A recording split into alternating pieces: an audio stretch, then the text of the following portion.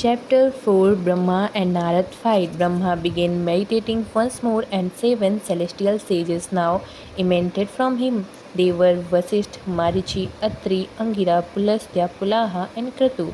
Collectively, they become the Saptarishi. Following this, Dharma was born from the heart of the Creator in the form of a bull, and Brahma made a prophecy foretelling its fate as time would pass.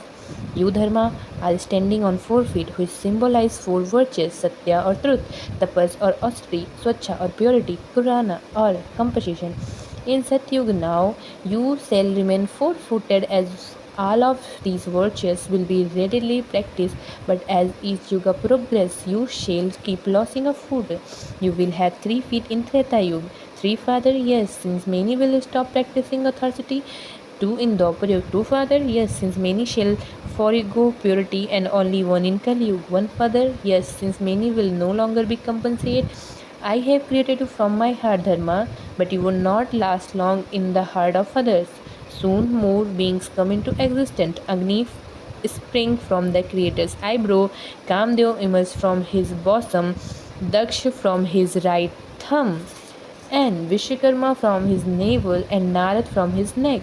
Brahma was feeling saved again. He turned and gazed at Narad with fatherly affection, and made the same request that he had to do the Kumaras.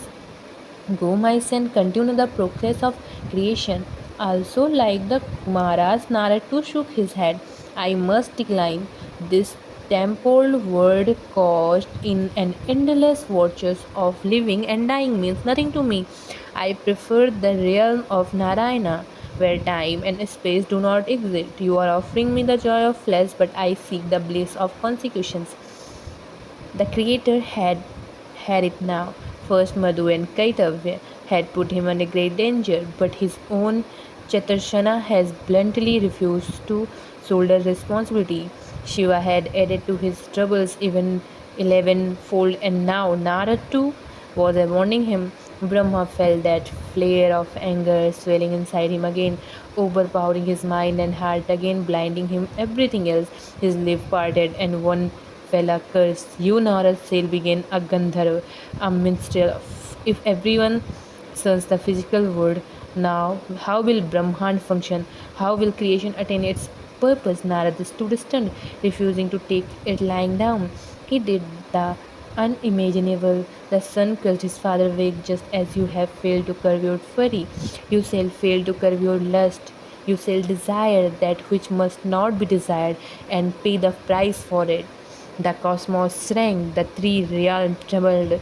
Never had a father killed his son, and never had a son killed his father, as his word reverberated throughout Brahman. Narada stormed off, leaving the future of creation impaled once again. Tears rolled down from Brahma's eyes now. Such was his anguish that even the petals of his lotus began to build. He was almost convinced that this was a doomed enterprise. When help arrived, everyone from a quarter most unexpected. Stay tuned for chapter 5. Bye bye.